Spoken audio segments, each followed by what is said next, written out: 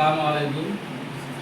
আমার উদ্দেশ্য হল আপনাদের এখানে আসা। আমার অসম প্রদেশ কংগ্রেস কমিটির সভাপতি সাহেব আমার নির্দেশ দিছে। আজকে যেহেতু ডক্টর সর্বপল্লী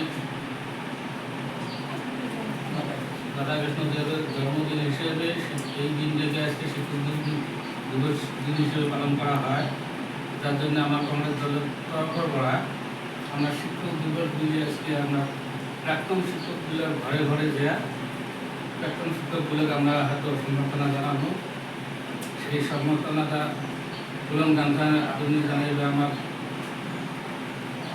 আব্দুল বাড়ি সাহেব।